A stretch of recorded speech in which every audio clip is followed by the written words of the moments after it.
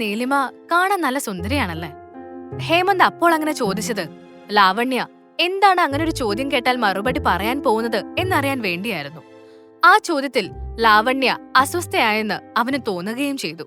ആ, എനിക്കറിയില്ല. വലിയ സുന്ദരിയാണ് എന്നൊന്നും തോന്നുന്നില്ല. ഒരു ആവറേജ്, അത്രേ ഉള്ളൂ. ലാവണ്യ അസൂയയോട് പറഞ്ഞു. അപ്പോൾ ഹേമന്തിന് അവൾക്ക് സിദ്ധാർത്ഥിന്റെ അടുത്ത് ഒരിഷ്ടമുണ്ടോ എന്ന് സംശയം തോന്നി. അങ്ങനെ ആവറേജ് ഒന്നുമല്ല, നല്ല സുന്ദരിയാണ് ആ കുട്ടി. ഞാൻ നേരിൽ കണ്ടിട്ടുള്ളതല്ലേ. ഈ വിന്റേജ് സിനിമ നായികമാരില്ലേ, അവരെ പോലെ ഒക്കെയാണ്. നല്ല ഭംഗിയുള്ള കണ്ണ്, നല്ല മുഖം. ഇതൊക്കെ കണ്ടാൽ ആരായാലും ഒന്ന് നോക്കിപ്പോവും. ഹേമന്ത് പറഞ്ഞു. അവന്റെ ഓരോ വാക്കിലും അവളെ ശ്രദ്ധിച്ചു നോക്കുന്നുണ്ടായിരുന്നു. ലാവണ്യ കോഫി കുടിക്കുന്നത് നിർത്തി കപ്പ് താഴെ വെച്ചു. നീ അവളെ പറ്റി പുകഴ്ത്താനാണോ വന്നിരിക്കുന്നത്? ലാവണ്യ ചോദിച്ചു. ഹേ അല്ല, ഞാൻ സത്യം പറഞ്ഞതാ. അല്ല, നിനക്ക് എന്തിനാ അതിനിത്ര ദേഷ്യം? ഞാൻ തെറ്റായി വല്ലതും പറഞ്ഞോ നിന്നോട്? ഹേമന്ത് ചോദിച്ചു. അപ്പോഴാണ് തനിക്ക് പറ്റിയ അബദ്ധം ലാവണ്യ മനസ്സിലാക്കുന്നത്. ഹേമന്തിന് ഒരു സംശയം തോന്നാൻ പാടില്ല എന്നുള്ളതുകൊണ്ട് അവൾ ഉടനെ പറഞ്ഞു. അല്ലടാ, അങ്ങനെ അല്ല. ഞാൻ വേറെന്തോ ആലോചിച്ച് പറഞ്ഞതാ. അല്ല, അത് പോട്ടെ, നീ മറുപടി പറഞ്ഞില്ലല്ലോ. എപ്പോഴാ ട്രീറ്റ് വേണ്ടത്? ലാവണ്യ ചോദിച്ചു. നാളെ തന്നെ ആയിക്കോട്ടെ. ഹോട്ടൽ സ്കൈ ഇന്റർനാഷണൽ ഓക്കെ അല്ലേ? ഹേമന്ത് ചോദിച്ചു. Okay, deal. ലാവണ്യ പറഞ്ഞു. ഹേമന്ത് അപ്പോഴും പൂർണ്ണമായും സന്തോഷിച്ചില്ല.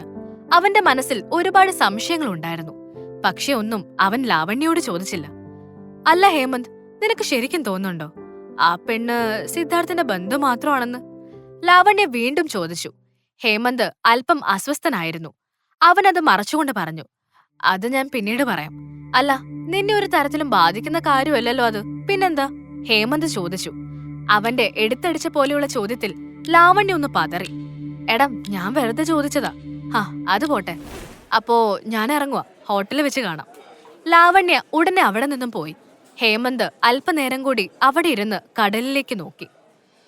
പിറ്റേന്ന് സിദ്ധാർത്ഥിന്റെ വീട്ടിൽ തന്റെ മുറിയിൽ കിടക്കുകയായിരുന്നു നീലിമ. നേരം പുലർന്നു. സമയം ഒരുപാട് കടന്നു പോയിട്ടും അവൾക്ക് എഴുന്നേൽക്കാൻ തോന്നിയില്ല. അവളുടെ മനസ്സിൽ ലാവണ്യയുടെ മുഖം ഇടയ്ക്കിടെ തെളിഞ്ഞു വന്നു.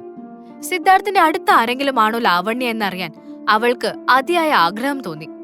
ലാവണ്യ സിദ്ധാർത്ഥിന്റെ അടുത്ത് പെരുമാറിയത് കാമുകയെ പോലെയാണ്. ഒരുപക്ഷെ സിദ്ധാർത്ഥ് ആ പെണ്ണിനെ തിരിച്ചും സ്നേഹിക്കുന്നുണ്ടാവുമോ എന്നൊരു ഭയവും നീലിമയ്ക്ക് തോന്നി. ഈശ്വരാ, ഞാൻ എന്തൊക്കെയാണ് ഈ ചിന്തിച്ചു കൂട്ടുന്നത്?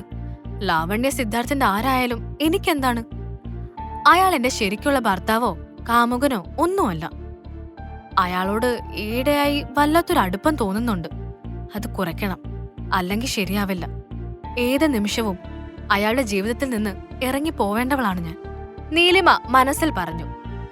താൻ അത്ര ഹാപ്പി അല്ലെന്ന് മനസ്സിലായിട്ടും രാത്രി മുതൽ ഈ സമയം വരെ സിദ്ധാർത്ഥ് അവളോട് അതിനെക്കുറിച്ച് ഒരു കാര്യവും ചോദിച്ചിട്ടില്ല. അതിന്റെ വിഷമവും നീലിമയ്ക്ക് ഉണ്ടായിരുന്നു. സിദ്ധാർത്ഥിന് സത്യത്തിൽ താൻ ആരുമല്ല എന്ന യാഥാർത്ഥ്യം അവളെ വല്ലാതെ വിഷമിപ്പിച്ചു. അധികം അങ്ങനെ കിടന്ന് ചിന്തിച്ചാൽ ഉള്ള സമാധാനം മുഴുവൻ പോവുമെന്ന് തോന്നിയപ്പോൾ നീലിമ എഴുന്നേറ്റ് ഫ്രഷായി. അശ്വിനെ സ്കൂളിലാക്കിയ ശേഷം സ്വന്തം ഓഫീസിലേക്ക് പോയി. ആ സമയം സിദ്ധാർത്ഥ് വീട്ടിലില്ലാതിരുന്നതുകൊണ്ട് അവർ അന്ന് തമ്മിൽ കണ്ടില്ല. നീലിമ ഒരു ഓട്ടോയിൽ ഓഫീസിന് മുന്നിൽ ചെന്നിറങ്ങി. കുറച്ച് വർക്കുകൾ ചെയ്ത് തീർക്കാനുണ്ട്. കഴിഞ്ഞ രാത്രി മുഴുവൻ ലാവണ്യെക്കുറിച്ച് ആലോചിച്ചിട്ട് അവസാനം വർക്കിന്റെ കാര്യങ്ങളെല്ലാം മറന്നുപോയിരുന്നു. അവൾ ധൃതിയിൽ ക്യാബിനിലേക്ക് നടന്നു. ക്യാബിനിൽ ചെന്ന് തന്റെ ചെയറിലിരുന്ന് ജോലികൾ ഓരോന്നായി ചെയ്തു തുടങ്ങി. അപ്പോഴാണ് അവിടേക്ക് സൂര്യ കയറി വരുന്നത്. അവനെ കണ്ടപാടെ നീലിമ ചോദിച്ചു. അല്ല, നിന്നോട് ഞാൻ പറഞ്ഞല്ലേ സൂര്യ, വീട്ടിൽ വർഷയുടെ കൂടെ ഇരിക്കാൻ ഫിലിം സിറ്റി മാഗസിനിൽ നിന്ന് വിളിച്ചിരുന്നു. അവരുടെ ഒരു ഫോട്ടോഷൂട്ട് ഉടനെ ഉണ്ടാവും. അതിനുള്ള ഡ്രസ്സൊക്കെ എടുത്ത് സെറ്റാക്കി വെക്കണം കേട്ടോ. നീലിമ അത് പറഞ്ഞപ്പോൾ സൂര്യയ്ക്ക് അതിയായ സന്തോഷം തോന്നി. തന്റെ ജീവിതം നീലിമ വന്നതിൽ പിന്നെ മെച്ചപ്പെട്ടു വരുന്നുണ്ടെന്നും എല്ലാത്തിനും നീലിമ മാത്രമാണ് കാരണമെന്നും അവൻ വിശ്വസിച്ചു. അവർ അതിനെക്കുറിച്ച് സംസാരിച്ചുകൊണ്ടിരിക്കെ പെട്ടെന്ന് സൂര്യയുടെയും നീലിമയുടെയും ഫോണിൽ മെയിൽ നോട്ടിഫിക്കേഷൻ വന്നു. അപ്പോൾ അത് തുറന്നു നോക്കിയ നീലിമ അമ്പരന്ന് പോയി. ഇന്ന് വൈകുന്നേരമാണോ നമ്മുടെ കമ്പനിയുടെ വാർഷികത്തിന്റെ ആഘോഷം? ഇതെന്താ ആരും നേരത്തെ പറയാതിരുന്നേ? നീലിമ പറഞ്ഞത് കേട്ട് സൂര്യ പറഞ്ഞു. ശരിയാ, ഞാനാണെങ്കിൽ ഡ്രസ്സ് പോലും എടുത്തിട്ടില്ല. എന്ത് ചെയ്യുമോ എന്തോ. നീ ഒരു കാര്യം ചെയ്യ സൂര്യ, ഇപ്പൊ തന്നെ പോയിക്കോ, ഡ്രസ്സ് വാങ്ങിക്കേ. എന്നിട്ട് റെഡിയായി ഒരു 6 മണിയൊക്കെ ആവുമ്പോ വാ. ഞാൻ അപ്പോഴേക്കും വർക്ക് തീർത്തിട്ട് വേഗം ഇറങ്ങാൻ നോക്കട്ടെ. നീലിമ പറഞ്ഞു.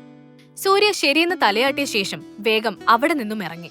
വൈകുന്നേരമായപ്പോൾ അവൾ അവിടെ നിന്നും ഇറങ്ങി വീട്ടിലേക്ക് ചെന്നു. അശ്വിൻ എത്തിയില്ലായിരുന്നു. മല്ലികയോട് പാർട്ടിയുടെ കാര്യം പറഞ്ഞ ശേഷം നീലിമ വേഗം ഫ്രഷായി വേഷം മാറി വീണ്ടും ഓഫീസിലേക്ക് വന്നു. അപ്പോഴേക്ക് സൂര്യയും എത്തിയിരുന്നു. ടാക്സിയിൽ വന്നിറങ്ങിയ നീലിമയെ കണ്ട് സൂര്യ അന്തം വിട്ടുപോയി. അവൾ അത്ര ഒരുങ്ങിയിട്ട് അവൻ ആദ്യമായി കാണുകയാണ്. വെള്ള ഡ്രസ്സിൽ ഒരു മാലാഖയെ പോലെ സുന്ദരിയായിരുന്നു നീലിമ. ആര് കണ്ടാലും നോക്കിപ്പോവും. സൂര്യ കണ്ണെടുക്കാതെ അവളെ നോക്കി. ഈ ഡ്രസ്സ് കൊള്ളാമോ? നീലിമ ചോദിച്ചു. വളരെ നന്നായിട്ടുണ്ട് മാഡം, സൂര്യ പറഞ്ഞു. എന്നാ വാ പോവാം. നീലിമ ടാക്സിയിൽ തിരികെ കയറിയ ശേഷം പറഞ്ഞു. അവർ അവിടെ നിന്നും നേരെ പാർട്ടി നടക്കുന്ന ഹോട്ടൽ സ്കൈ ഇന്റർനാഷണലിലേക്ക് എത്തിയപ്പോൾ 6 മണി കഴിഞ്ഞിരുന്നു. ഹോട്ടലിന്റെ റൂഫ് ടോപ്പിലാണ് പാർട്ടി നടക്കുന്നത്. നീലിമ സൂര്യയുടെ കൂടെ അവിടേക്ക് ചെന്നു. അവളെ കണ്ട് എല്ലാവരും ശ്രദ്ധിക്കുന്നുണ്ടായിരുന്നു. അത്രമാത്രം സുന്ദരിയായിരുന്നു ആ ഡ്രസ്സിൽ നീലിമ. സാം അലക്സും കിരണുമെല്ലാം നേരത്തെ അവിടെ എത്തിയിരുന്നു. അലങ്കരിച്ച പാർട്ടി ഹാളിലൂടെ നീലിമ നടന്നു വരുന്നത് കണ്ട് അവർ രണ്ടുപേരും അവളെ അത്ഭുതത്തോടെ നോക്കി. നീലിമയെ അത്രയും സുന്ദരിയായി അവർ ആദ്യമായി കാണുകയാണ്. പക്ഷെ സാം അലക്സിന് അവളോട് യാതൊരുവിധ ആകർഷണവും തോന്നിയില്ല. ഓഫീസിലായിരുന്നു സിദ്ധാർത്ഥ്. രാവിലെ നീലിമയെ കാണാൻ സാധിച്ചിട്ടില്ല. അതിൽ അവന് വല്ലാത്ത വിഷമം തോന്നുന്നുണ്ടായിരുന്നു. പക്ഷേ അവന്റെ ദുരഭിമാനം അത് സമ്മതിച്ചില്ല. അങ്ങനെ അവൻ നീലിമയെക്കുറിച്ച് ആലോചിച്ചുകൊണ്ടിരിക്കെ പെട്ടെന്ന് ഹേമന്തിന്റെ കോൾ അവന്റെ ഫോണിലേക്ക് വന്നു. ഹലോ. സിദ്ധാർത്ഥ് ഫോൺ എടുത്തു. ഹലോ സിദ്ധു, ഇന്നൊരു പാർട്ടി വെച്ചിട്ടുണ്ട് ലാവണ്യ, ഹോട്ടൽ സ്കൈ ഇന്റർനാഷണലിൽ. നീ ഉണ്ടാവില്ലേ? ഹേമന്ത് ചോദിച്ചു.